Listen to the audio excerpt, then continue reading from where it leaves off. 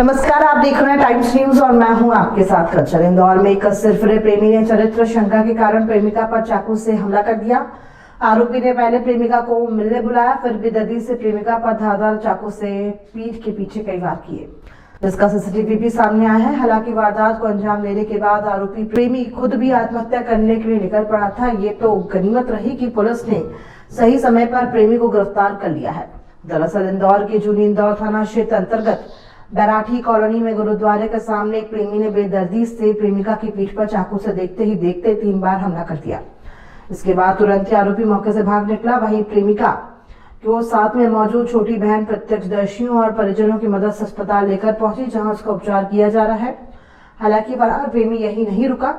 सिरफिरे प्रेमी ने अपने आप को भी खत्म करने की ठान ली थी, जिसके बाद आरोपी ट्रेन के नीचे आकर खुदकुशी करने का प्रयास कर रहा था।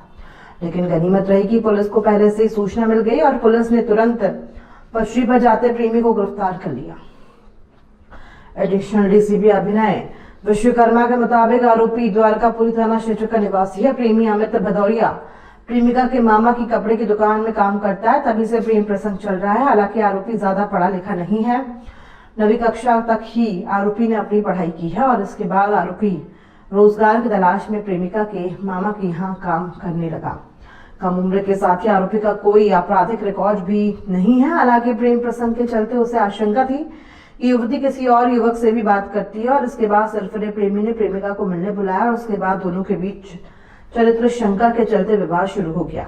इसी दौरान युवती के खिलाफ समझाने के बाद भी आरोपी अमित भदौरिया ने युवती की एक नहीं मानी और चाकू निकालकर उसकी पीठ में 3 बार वार कर दिए। हालांकि युवती की हालत अभी खतरे से बाहर बनी हुई है।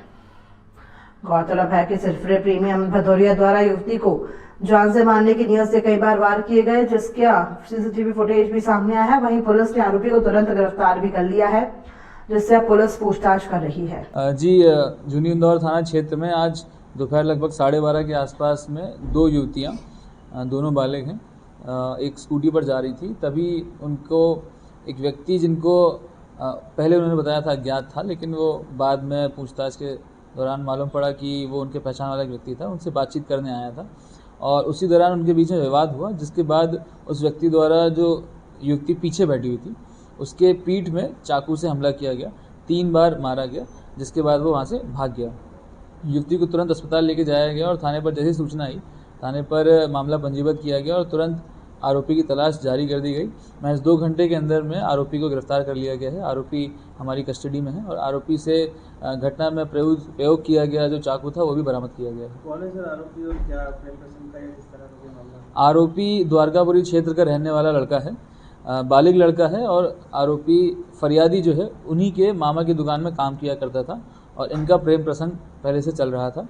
इसी में विवाद होने के चलते इस प्रकार से घटना उसने कारित करी है और घटना कारित करने के बाद में जो आरोपी है वो खुद भी आत्महत्या करने के लिए चला गया था, जिसको वहाँ सर पुलिस ने पकड़ा और गिरफ्तार किया था। क्या करने वाला था, किस तरह से आत्महत्या किया? रेलवे ट्रैक पर आत्महत्या करने की कोशिश करने गया था, वहाँ पर पुलिस ने उसको रोक के पकड़ लिया। आरोपी द्वारकापुरी क्षेत्र का रहने वाला है। आरोपी 9th क्लास तक पढ़ाई किया हुआ है और कपड़े की दुकान में काम करता था। इस केस में जब सूचना प्राप्त हुई तो उसके तुरंत बाद में जूनी इंदौर थाने की पुलिस एक्टिवेट हुई और CSP एंड TI दोनों एक साथ लगकर बहुत ही जल्दी, महज 2 घंटे के अंदर में आरोपी को पकड़ा, जो कि बहुत ही प्रशंसनीय कार्य है। इसके लिए अलग से उनके लिए इनाम की घोषणा भी करी जाएगी। तो सर युवती की हालत क्या है? युवती की हालत अभी स्थिर है। डॉक्टर्स के मुताबिक युवती जल्दी ही रिकवर कर जाएगी। टाइम न्यूज देखिए अब आपके मोबाइल और स्मार्ट टीवी पर लाइव प्ले स्टोर से डाउनलोड करें।